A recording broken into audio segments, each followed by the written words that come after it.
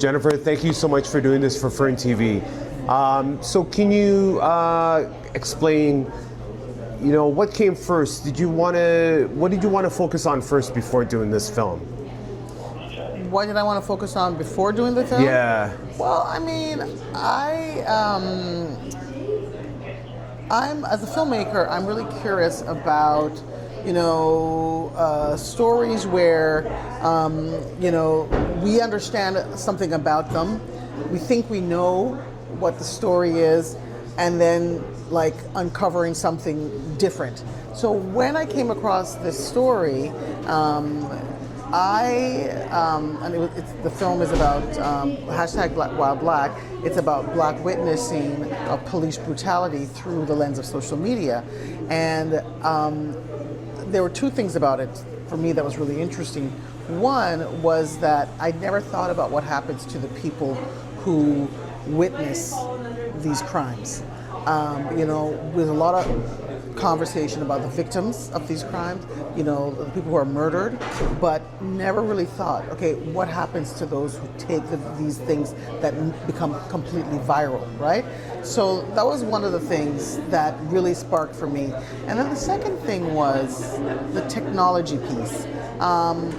We all have cell phones. We use cell phones for literally, they're they're actually massive computer systems in our pocket, but we don't really think about when we use them, when we put content into a platform, we never think about that. And so those were two of the things that was really kind of powerful to me when I started to conceive it. Before I started, I wanted to know what happens to the people who witness.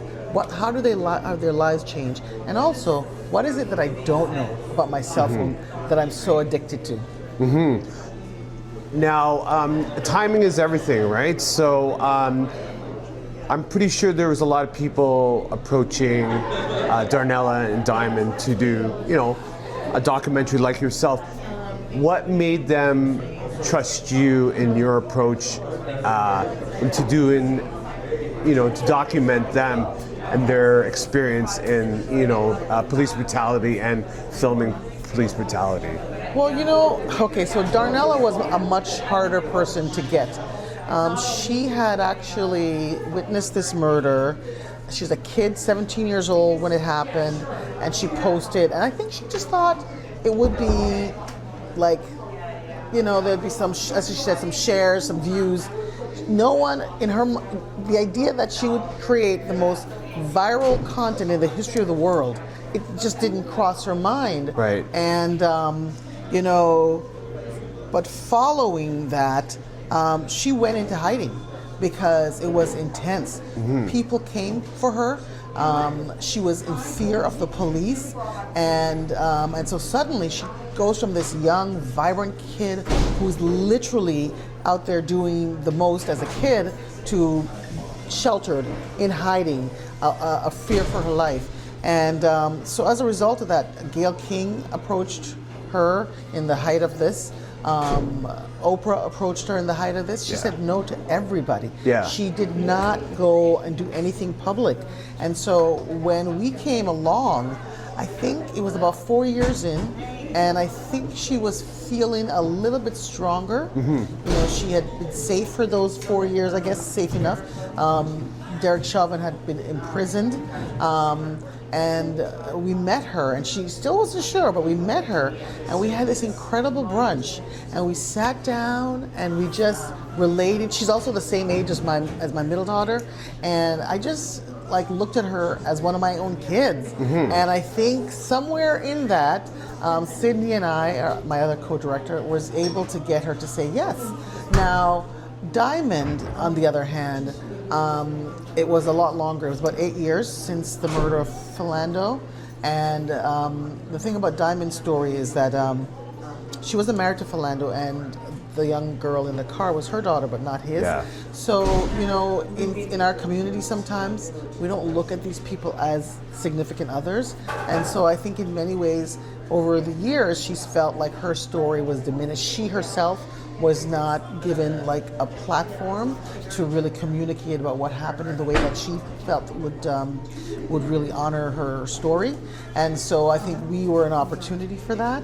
And so, you know, she was weary, she was leery, she was cautious, she was careful, but in our communication and spending time with her, she really came to value the experience.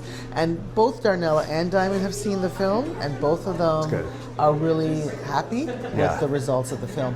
But one of the things about Darnella, though, is that she signed on to do a number of days with us, and ultimately could do a little bit less than half, because I think once she started doing media again and being on camera, her anxiety just spiked, and so we were just grateful for what we got from her.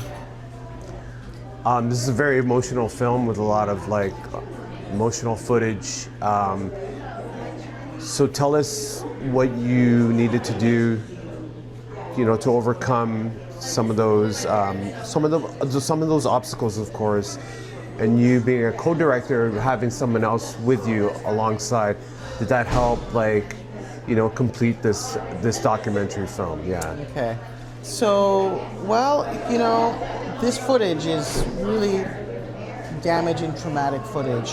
These murders, and even Rodney King's beating, which is also one of the stories profiled because it was the first viral content that we know of, right? The thing was, Sydney and I had a clear sense that we were going to limit seeing the actual physical death side of things. We were going to really try to keep the lens on what did they witness, versus like from their point of view, like their feelings about it, what they were going through, versus here's this horrible shooting, here's this horrible like lynching is what we call it. So that was so there's a lot of so I think a lot of people expected much, like a lot of people expect that they're not going to be able to watch it.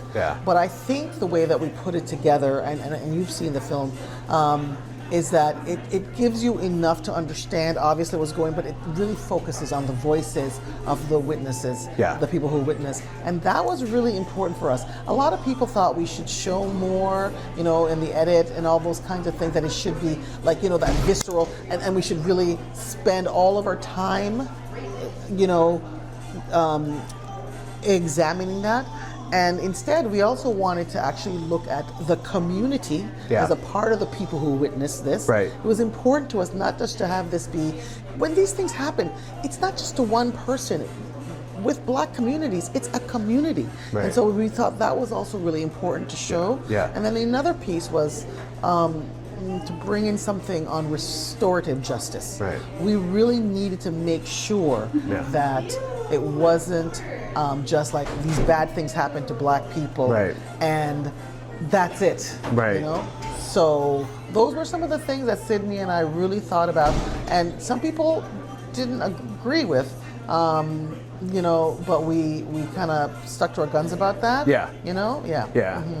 So I want to congratulate you because you were at South by Southwest.